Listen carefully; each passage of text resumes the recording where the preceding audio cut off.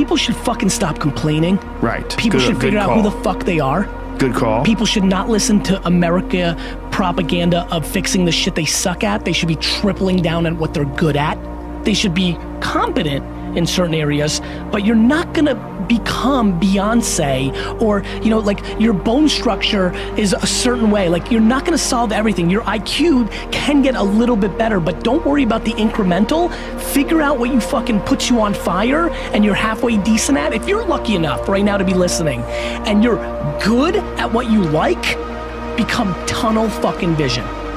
Because there's way too many voices telling you what and how. And here's the other thing, and this is the big one, John, because you have a humongous audience. The biggest thing that I've seen dividends from, have the conversation with the person that's holding you back. The reason most people who are listening right now are not doing that thing is they're worried about the opinion of somebody, usually their mother, usually their father. And the reality is that your spouse may be the person holding you back, and you have to have that conversation. Cut them off. We have to get to a place where you're doing you, because the number one thing that scares the fuck out of me is regret. And you're gonna sit there at 72 and you're gonna say, I wish, I wish, I wish. And whether that's money or spend more time with your family, there's a million ways to do this. Our whole lives are guided moment to moment by the state we're in. Learning how to change your state, not bullshit, not fake, but to go from pissed off, frustrated, freaked out to back in your center, or creative, or determined, or something that's gonna move you forward. It's gonna create a better quality of life for you and others. That's a critical skill set. So moment to moment in our life's controlled by our states. Yep. You know, if you're in an angry state, you're gonna respond differently than if you're feeling playful. But what controls those states long term is your model of the world. Everyone has different goals and dreams and desires, but as I traveled around the world to 100 countries, I started going, holy shit, I'm seeing the same problems. What's underneath it? I began to see that there are these same 6 human needs that we all have, the same needs. We all have a need for certainty, that we can avoid pain and we can have some pleasure, some comfort. We all need uncertainty. We need variety, or we feel dead inside. If you're totally certain, you're bored. If you have total variety, you're like freak out. And it's not a balance. It's learning which of these you need more as a person. Everyone's developed a different set of values in that area. The need for significance, to feel unique, special, important, the need to feel loved, the need to grow, and the need to contribute. Some people value certainty at the top of their list. That's their center of their target. I don't want to do anything unless I know it's going to work. I don't want to do anything unless it's the same. If you change anything, they freak out. If you're driven by love first, you want certainty too, but love is higher, you're going to behave very differently than if you're driven by significance. I have to be the one. The two that most people have, 90% of the planet, if you said, of all these needs, which one do you really focus on most day to day? Everybody wants love, but what do you focus on? Most people focus on being significant. We live in a Facebook world where people fake their life, put new filters, make it look different than it really is, tell stories that, you know, are totally full of it to make themselves look good. Because we live in this kind of false world where significance is more important than love. Right. And it separates us. Whenever you look at somebody that's been successful, do not allow yourself to make them extraordinary at your expense. You're capable of whatever it is that they're capable of. But it comes down to the mental constructs that you're going to have to build and leverage in your own mind in order to do something great. So I switched my self-esteem from being right and being smart to being the learner who was always willing to admit that he was wrong, identify the right answer, give credit to the person who thought of it, and put more energy behind it than anyone else. And that became my driver. People getting ready to go to jobs that they don't like, jobs that are making them sick. What is it that you could love doing 7 days a week that'll bring a smile to your face?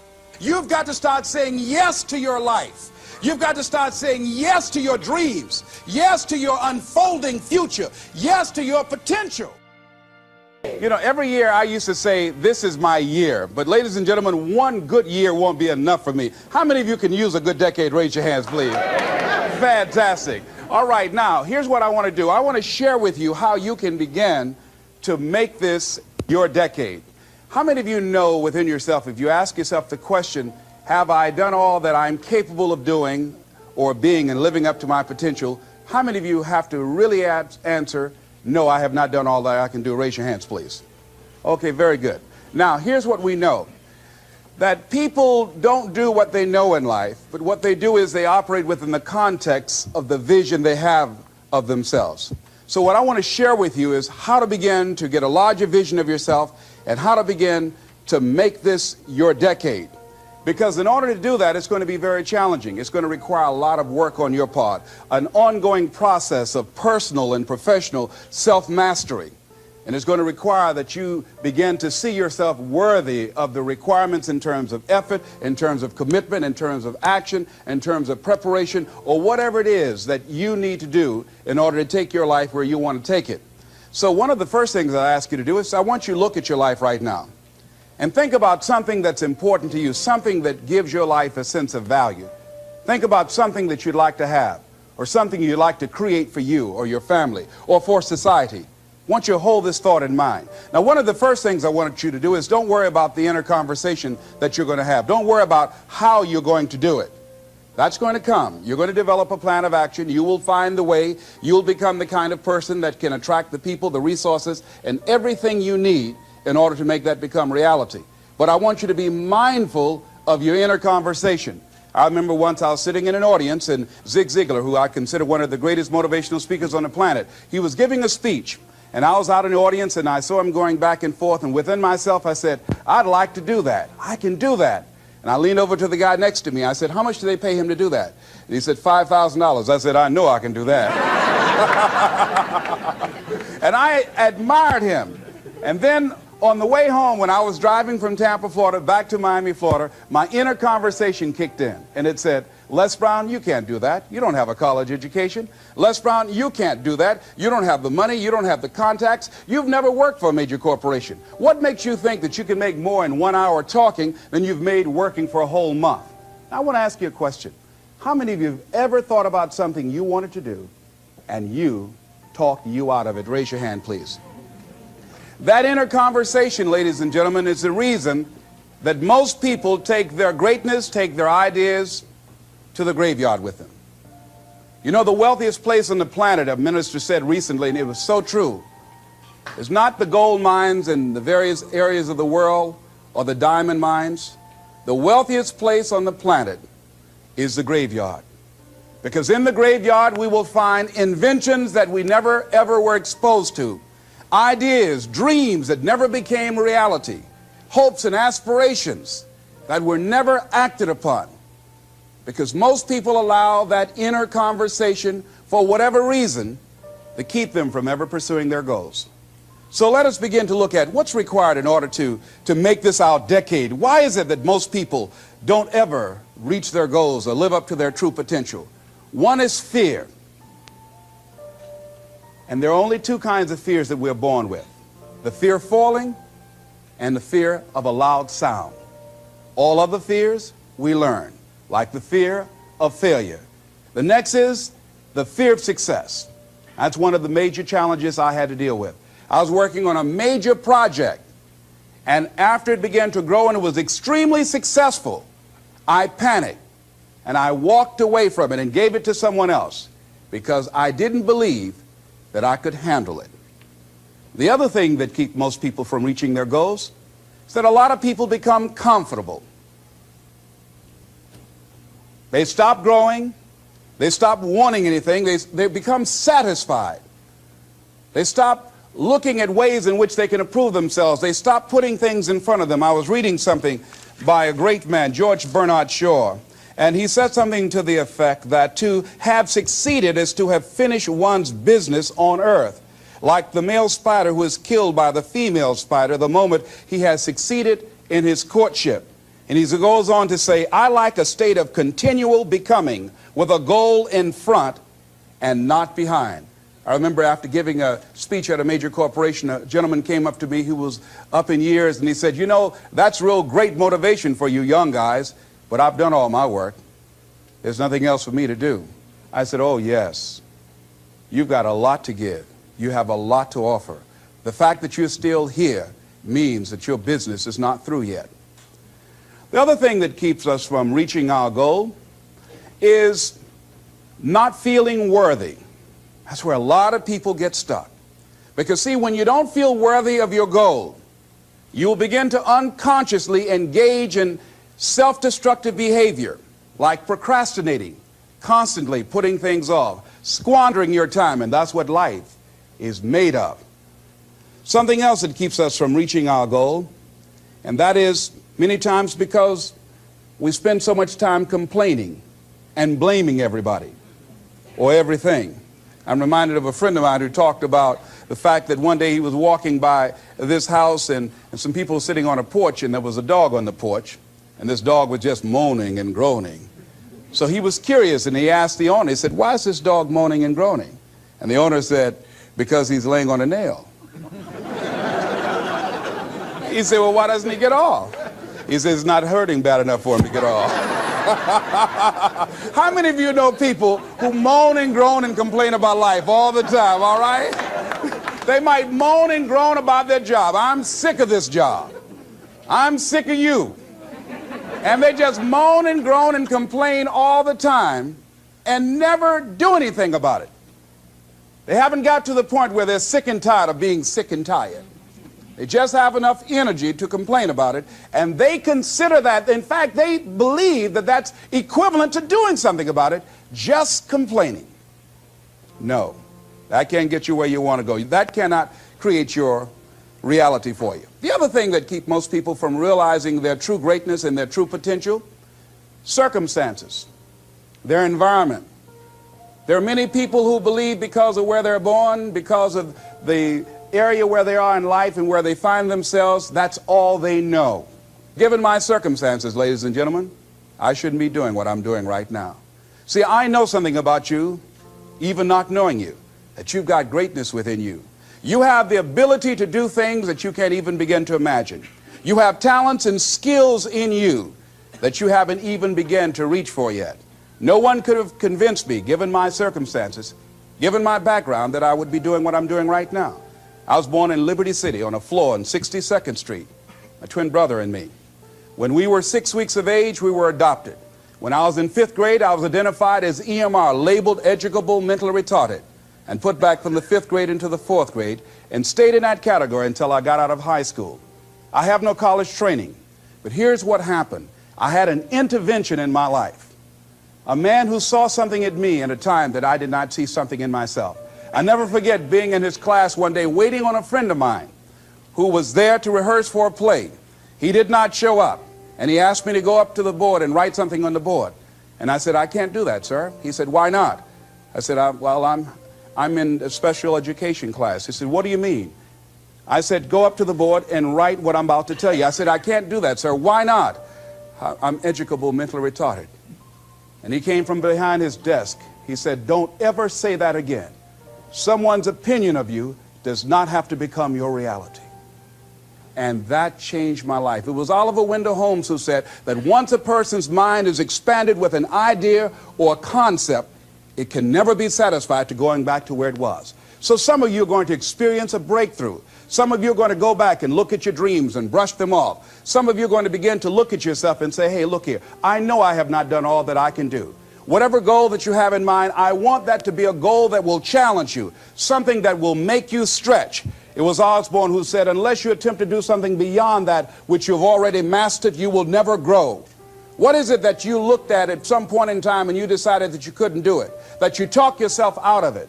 Whatever it is, bring it back out there. How are you going to do it? That will come to you in due time. So you don't get in life what you want, ladies and gentlemen. You get in life what you are, not what you want. And see, the good news is that we can always become more by working to develop ourselves. So the first process of making this your decade, you've got to begin to take a look at your life and look at where are you right now? What are your strengths? What are your weaknesses? What gives your life a sense of fulfillment, a sense of joy? What does a full, rich life means to you? What is it that you could love doing 7 days a week that'll bring a smile to your face? Think about that. In all the areas of your life, your professional life, your personal life, your family life, your spiritual life, what is it that you'd like to have? Once you begin to determine that, that takes you to the next step. And that is, once you decide what it is that you want, now you've got to decide that you deserve that. Repeat after me, please. I deserve the best that life has to offer. I deserve to find my purpose in life. Shake somebody's hand on your right and left and say, find your purpose.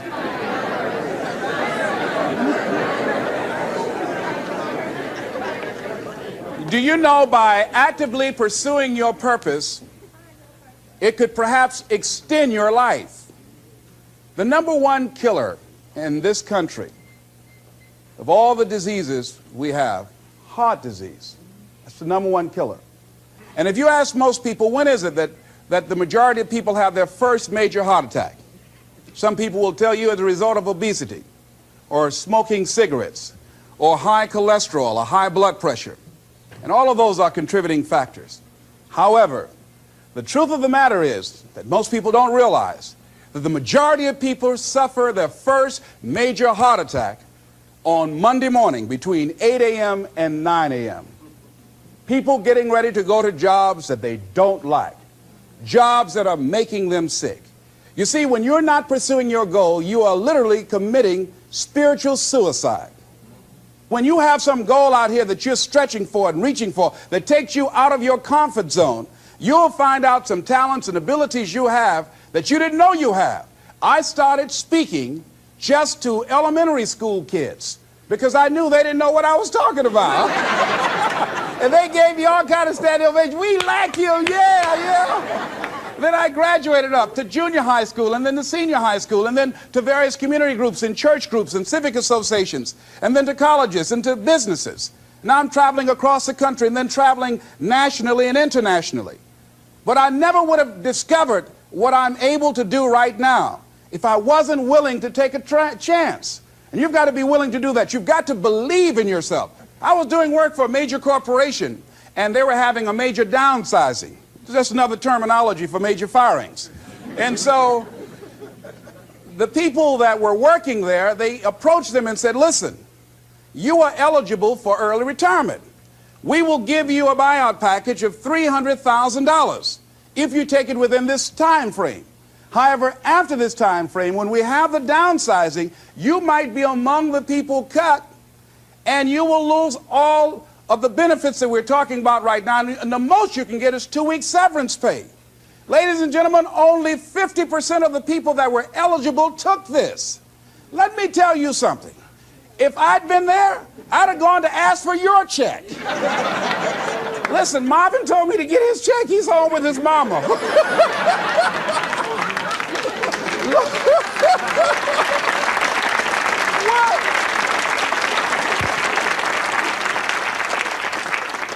I would have taken that money so quick and had other people checks. They said, Les got your check. See, ladies and gentlemen, life is too short trying to play it safe. It's too short and unpredictable, being miserable. It's too short for that. Here's the thing. There's no safe position in life. Let me tell you why. It's a quiet secret that most people don't realize. You can't get out of life alive. Hello, you can't get out of life alive. So there's no safe position. You can die in the bleachers or you can die on the field. You might as well come out on the field and have a good time, right?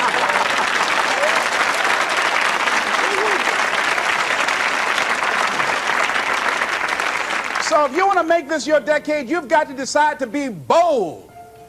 See, you got to be bold in life. You got to take life on. I remember I was at a major corporation. I had to give a presentation, and there were two guys sitting across from me, and the guy said to the other fellow, looking at the last two finalists, and that involved my firm and their firm, said, listen, looking at the credentials, this guy doesn't have any credentials. We have an advantage here. We've got 2 PhDs between us. I got up and I went in the bathroom and started talking to myself. I said, Les Brown, what do you care about their 2 PhDs? You have 6 children and a mama to take care of. And I went in that meeting, and first of all, I went there walking bold, looking good, feeling good, and smelling good, all right?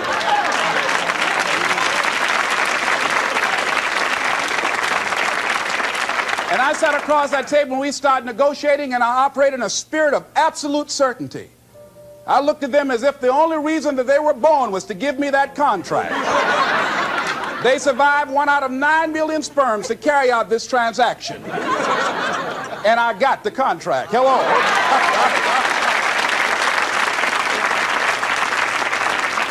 So you've got to decide to be bold. Most people go through life trying to creep. No, no, no. Trying to be casual about it. No, no, no. You go through life being casual, you'll end up a casualty. No.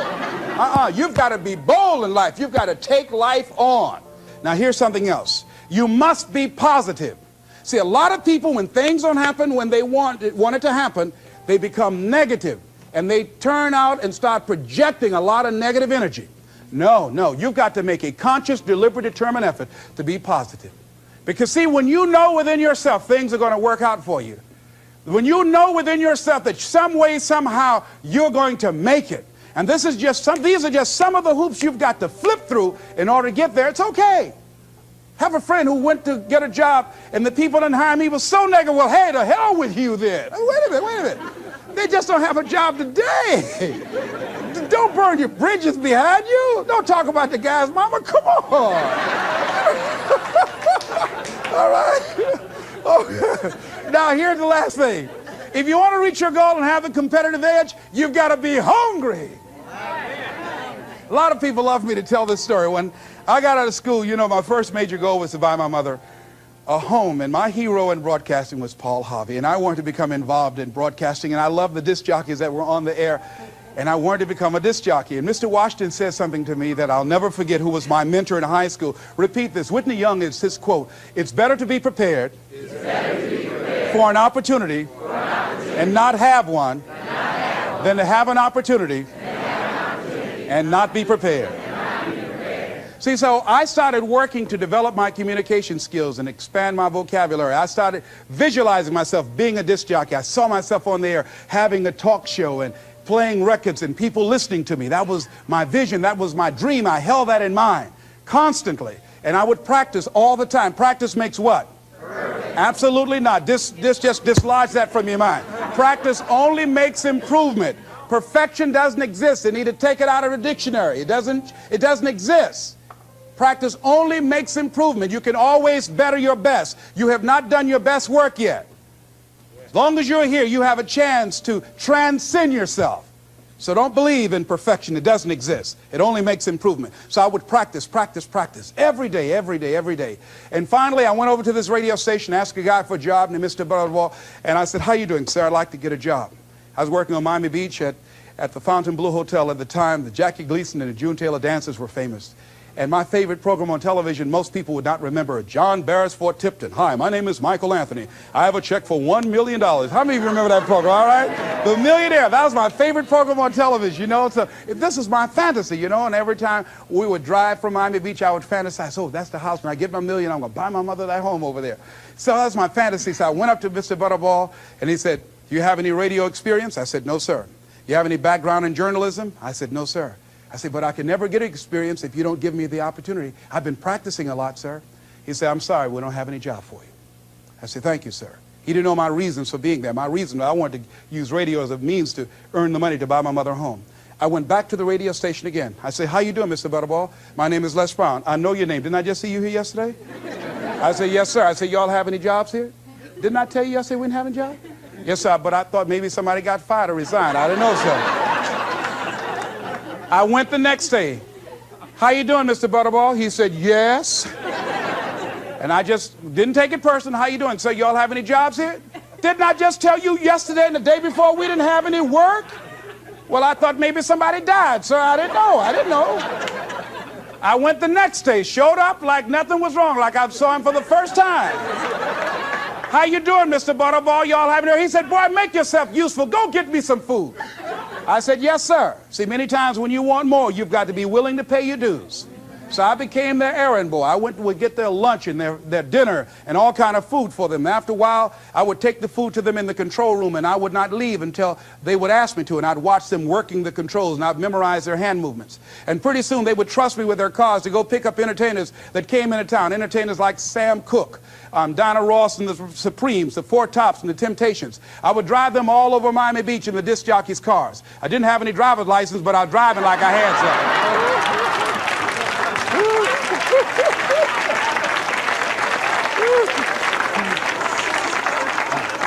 Finally, one day I was at the radio station, and a guy by the name of Rock was drinking while he was on the air.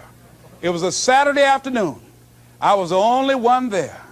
None of the other jocks were available. And I was looking at him through the control room window, saying, drink, rock, drink. Drink, rock. I'd have gone to get him some more if he'd asked me to. Drink, rock. Pretty soon the phone rang. It was the general manager. I said, hello? He said, Les, this is Mr. Klein. I said, I know. He said, Rock can't finish his program. I said, I know. He said, would you call one of the other DJs to come in? I said, yes, sir. I hung the phone up. I said, now he must think I'm crazy. I called my mom and my girlfriend, Cassandra. I said, y'all come out on the front porch and turn up the radio. I'm about to come on the air.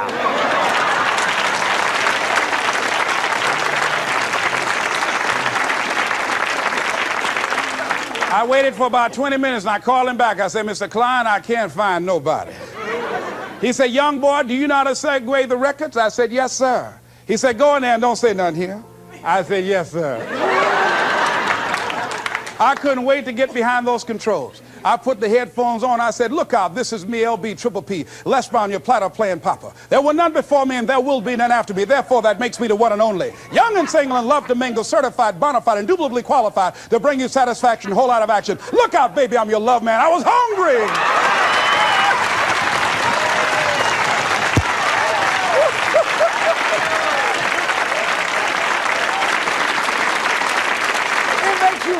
Better when you are able to have charge of your destiny, doesn't it? Gives you a good feel. Gives you choices. You can do more things. See, my first major goal was to buy my mother a home. I feel like Abraham Lincoln, who said, all that I am and all that I ever hope to be, I owe to my mother. And I said to my mama one day, I said, Mama, when I become a man, I'm going to buy you a home. And you won't have to go to work every day. You won't have to work. You just sit down, Mama. She was getting up, getting dressed to go to the M&M cafeteria. I was just following her around. I said, watch, Mama. One day you won't have to leave here to go to work no more. It's raining outside. You won't have to go to work in the rain. You just do what you want to do. Like stay home and fix me sweet potato pie. My mama fixed the kind of sweet potato pie you can't eat with your shoes on. You have to take your shoes off so you can wiggle your toes, all right? But that was my dream. That was my passion. I saw that, and that drove me. That was my reason for being. So one of the things, in order to make this your decade, in order to reach your goals, you've got to find some reasons that make you strong, some reasons that will make you hang in there when times get rough, because they're going to get rough. It's going to be very challenging. Whenever you decide that you want to grow, whenever you decide that you want to go to another level, all hell will break loose. Everything that will happen, rather that can happen, will happen, and at the worst possible moment. They call it Murphy's Law. See, whenever you decide that you want to go to another vibration, it's like when you get into an airplane. The first thing they tell you to do is do what? Fasten your seatbelt. Because you're going to experience some turbulence when you're going up. And some of you are already experiencing that turbulence. Don't be frightened by that. See, whenever you decide you want to go to another level, you've got to fasten your psychological, your mental, and your spiritual seatbelt. Because it's going to be a while before you experience a comfortable altitude. You're going to get there. It's there. But you've got to go through this phase here. This is how you grow. This is how you develop. See, life is like a roller coaster. Sometimes you're up, sometimes you're down. Sometimes things go well, and sometimes they don't go well. But in the down moments, that's when you discover who you are. During the down moments, see, in this prosperous time, you put it in your pocket. In the lean times, you put it in your heart. And that's when you discover who you are.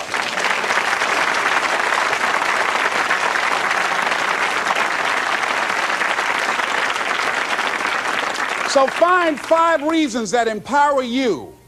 Why is it that you deserve your goal? What are the 5 reasons that you won't give up? When life catches you on the blind side, when the messenger of misery visits you, what are you going to do? What will keep you in the game when life knocks you to the canvas? See, the Buster Douglas that fought in the last fight was not the Buster Douglas that fought Mike Tyson. See, the Buster Douglas that got knocked down while fighting Mike Tyson had gotten out of an alcohol recovery center. His mother had died. His wife was ill with a terminal illness. He was considered a nothing, a bum. So when he got knocked down, Buster Douglas had a reason to get back up because he said, I'm dedicating this fight to the memory of my mama. But when he fought the last fight that he had, and he got knocked down, and he had a guaranteed $24 million in his pocket. whether he got up or not. He just said, hurry up and count me out.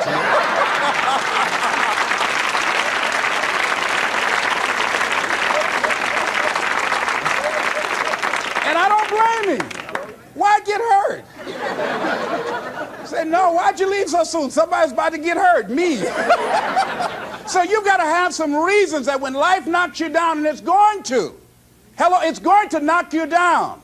When people disappoint you, and that's going to happen. When they betray you, and that's going to happen. When they lie to you, and that's going to happen. When they say, oh, you can count on me, and they won't show up, and that's going to happen. When you want to throw in the towel and give up yourself, and that's going to happen. When life collapses on you and catch you on the blind side, and drop you to your knees and start choking you. You got a dream? No, I ain't got no dream. And that's going to happen. What reason can you remember that you can call on, that you can reach on, that can make you get back up? Find that reason.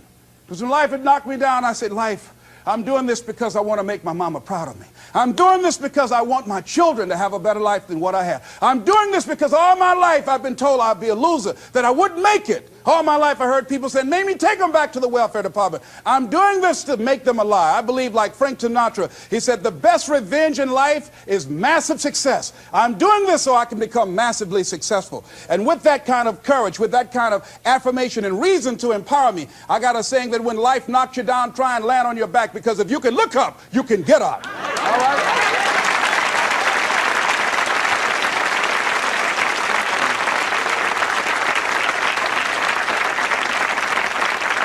So when you run out of money, when things don't work out for you, when things happen that you could not anticipate, what are the reasons that you can think of that can keep you strong, that can keep you in the game, that will be your rod and staff to comfort you, that can be your bridge over troubled waters? Those reasons are very important. Nietzsche said, if you know the why for living, you can endure almost anyhow. So find out the reasons that you do what you do. Find out the reasons that will make you strong, that will make you walk by faith and not by sight, that will make you pursue your dream when everybody is against you or don't believe in you no more. And let me tell you something, that's a lonely feeling. It's a lonely feeling, particularly people that you're doing it for, or people that stand to benefit the most, or people who should be the #1 members in the encouragement club, but they end up saying, you can't do it, and they become members of the discouragement club. Oh, it hurts very badly. I know what that's like. Have people that you love close to you that look at you with that look and say, why don't you try something else? Why don't you give up? I said, but this is my life. I have got to do this. Les, you had a good job at Sears. That man like you. Mama, I can't go back to Sears. I got to be my own boss. I can't do that. I mean, you know, it's ladies and gentlemen, you know, when you work on a job that's dead end, you can see the ceiling already. It's like going in the middle of a movie. And after you've seen the movie, sitting back through that over again, there's something missing. You know the hero is not going to die. You know what the outcome is already. And so that's why a lot of people, a lady was telling me, she said when she went to work, it's about like a refrigerator fell on her shoulder as soon as she stepped in. Because she knew she'd gone as far as she could go. See, they're paying her just enough to keep her from quitting, and she's worked just hard enough just to keep from getting fired. How many of you know people like that? Raise your hand. The ones of you didn't raise your hand, you the one. I'll just tease it, all right? Here's something else. Make a commitment to be happy. See, you know, I have you laughing a lot. See, life is too short going through it looking homely, tired, and ugly. Sometimes we take life too seriously. Oh, no. Make a commitment to be happy. Find little things just to get tickled about and laugh. Find ways to be happy in the moment. A lot of people say, well, I'll be happy when I pay off all my bills. No. I'll be happy when I get my divorce. Oh, no.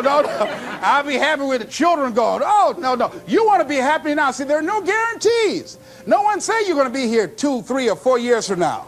So you want to be happy right now, in the moment. Repeat after me. I must make a commitment.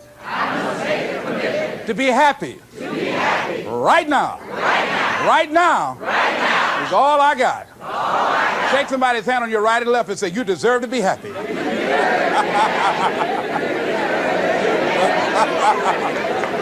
Make a commitment to be happy. because life now has new meaning for you. Just enjoying the sunset, or just looking at life, or looking at nature, going for a walk. It's the little things in life that counts. Here's something else that you want to begin to do in order to make this your decade. You want to begin to get all the toxic people out of your life. Hello? Energy drainers, get them out of your life. See, ladies and gentlemen, it takes a lot of energy to reach your goal. It takes a lot of emotional, mental, and spiritual energy to reach your goal. And you can run faster with 100 who want to go than with one around your neck. See, there are two kinds of relationships. Sid Simon talks about this. Nourishing relationships and toxic relationships. Nourishing relationships are the relationships that inspire you. They motivate you. They bring the best out of you. Toxic relationships are relationships with people that always criticize you. All they can do is find fault. All they can do is just exploit your weaknesses. All they can do is remind you of the mistakes that you've made in the past. These people are bad for your health. Toxic people can run your blood pressure up. One apple can spoil a whole barrel. One negative energy drainer can spoil your whole life. I know people whose lives have been ruined because somebody wasn't good for them. See, there are some people that aren't good for you. Hello? They aren't good for you. You've got to get them out of your life. See, a lot of people put up with a lot of foolishness because they don't want to die by themselves. Here's what I believe. I believe in a one-to-a-box theory.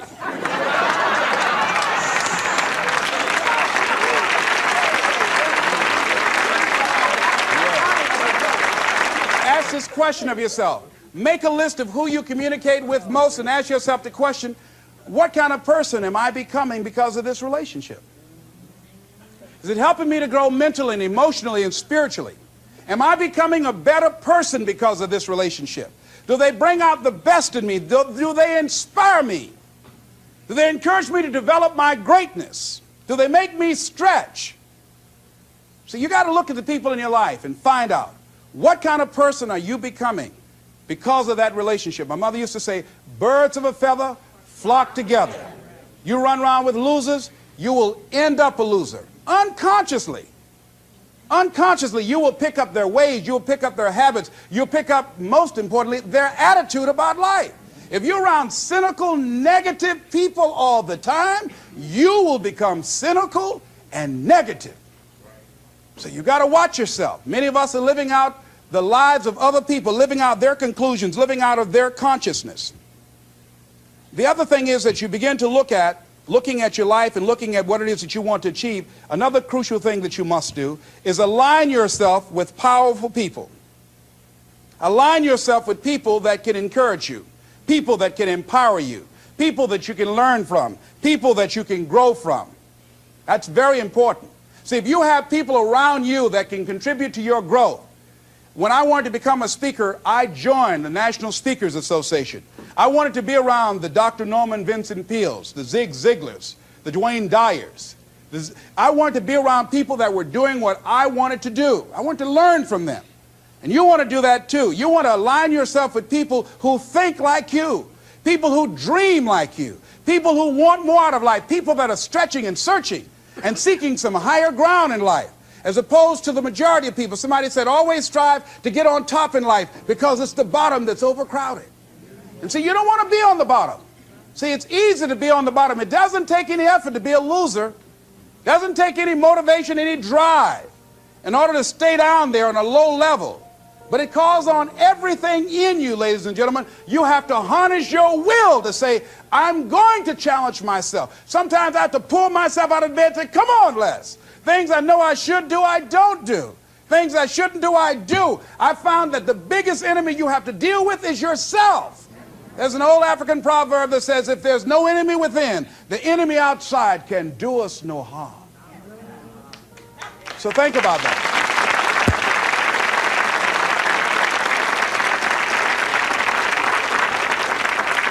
So as you begin to look toward making this your decade, as you begin to look toward making your life different, as you begin to look at yourself, you've got to redefine yourself. Who are you right now? And who must you become in order to create what you want? What has to change about you? What is it that you're doing right now that would be a liability for you? As you begin to look toward the future and take inventory of yourself, what is it about you right now that you've got to leave this behind because this no longer fits? Looking at where you want to go and the kind of person that you must become, the kind of standards that you have for you. What is it that you must do differently? Repeat out to me, please. If you want to keep on getting what you're getting, keep on doing what you're doing. See, that doesn't take an Einstein for that one. All right? It makes sense unless you change your pattern, unless you change the way you're thinking, unless you change your behavior, you're going to continue to produce the results in your life. See, all of us are winners, but some of us are producing results that we don't want. And so all you have to do is look at your game plan, look at your strategy. How is it that you have been being? What is it that you've been doing to produce this? See, you're the director, you're the producer, you're writing the script, you're the star of your life. And as you begin to look at your life, you can decide whether or not it's a smash or whether or not it's a flop. That's in your hands. Look at your life, look at where you want to go. Don't worry about your circumstances. Don't worry about your age. I have a friend who's up in age, over 70, and she wanted to build a multi-million-dollar complex. The name is Dr. Johnny Coleman. Lenders and bankers say, you can't do that, you're too old. She ignored them. That building now stands, ladies and gentlemen, a multi-million-dollar structure. But there are a lot of people who would have listened to that. There are a lot of people that would not have even gotten to that point. They would have talked themselves out of even going down to the bank to ask for it, because they've already said no to themselves. See, it's time now. If you want to make this your decade, you've got to start saying yes to your life. You've got to start saying yes to your dreams, yes to your unfolding future, yes to your potential, as opposed to saying no. See, 87% of our self-talk is negative. So you've got to make a conscious, deliberate, determined effort to say yes to your dreams. Why not? Why not me? Don't spend time like most people going through life complaining. Don't try and get on talk shows and tell everybody how life has done you wrong. Here's what's happening in the audience. 80% don't care, and 50% glad it's you.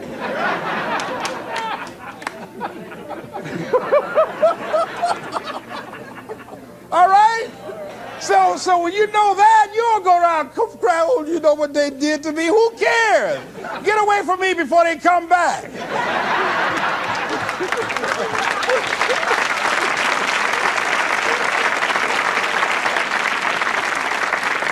I had a friend of mine that said something that's very important. He said, hey, it doesn't matter what happens to you. The only thing matters, what are you going to do about it? That's all that matters. Okay, life knocked you down. What are you going to do about it? How long are you going to sit there and say, you know what they did to me? How long? Who wants to hear that racket? Use that energy to get up from there and move on and get on with your life. You got to learn to let the past go so you can grow. Many people never act on their dreams because they allow their past experiences to determine what their possibilities are.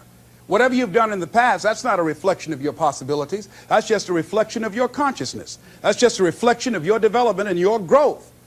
The future is unfolding for you right now. The future is unlimited for you right now. No one knows where you can go. No one knows what you're capable of or what's possible for you. You don't even know that. I had no idea, ladies and gentlemen. No one could have convinced me that I was able to do this. I never forget, I was speaking in Detroit, and a high school friend of mine saw me afterwards, and he was backstage. He said, I can't believe it's the same person. And I thought for a moment, and I said, it's not. The person you know, he's gone. He doesn't live here anymore. We have the power to change our personal history, changing the direction of our lives, changing our thoughts, changing where we want to go, exploring new horizons. So as you begin to look at this decade and affirming that this is your decade, as you set goals that will make you stretch, that will bring out the best in you, as you begin to remove the negative, toxic people from your life, as you decide to take some chances in life, and that's one of the things that's very important. Viscard said, if you're not willing to risk, you cannot grow. And if you cannot grow, you cannot become your best. And if you cannot become your best, you cannot be happy. And if you can't be happy, then what else is there? I'll never forget when I reach my first major goal of buying my mother that home. I never forget what it was like, and you're going to have this experience when you reach some major goal. When I drove up to the house and I got out and I gave Mama the key, and I said, Mama, this is for you. I'll never forget the look on her face. She said, oh my God, no one could have convinced me when I adopted y'all that this would happen. She said, oh, thank you. She said, and you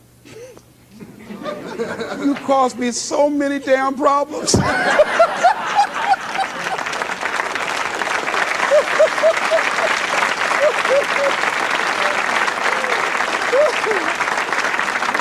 I was just one of those kids that had a lot of energy. But no one knew what I was going to become. It was a great philosopher, Goethe. He says, look at a man the way that he is, he only becomes worse. But look at him as if he were what he could be, then he becomes what he should be. And what Mr. Washington did was he looked beyond my faults and saw my needs. And he said, I see something in you. And I was there, oh God, I hope he's right. And I want to live up to his expectations. See, no one rises to low expectations. Finally, here's one last thing I'd like to leave with you. If you want to make this your decade, find some cause that you believe in.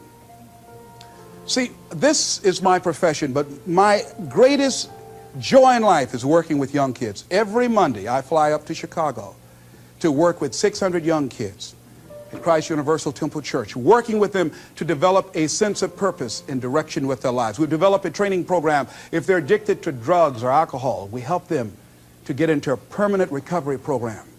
If they're not, we help them to develop a vision of themselves where drugs and alcohol does not fit.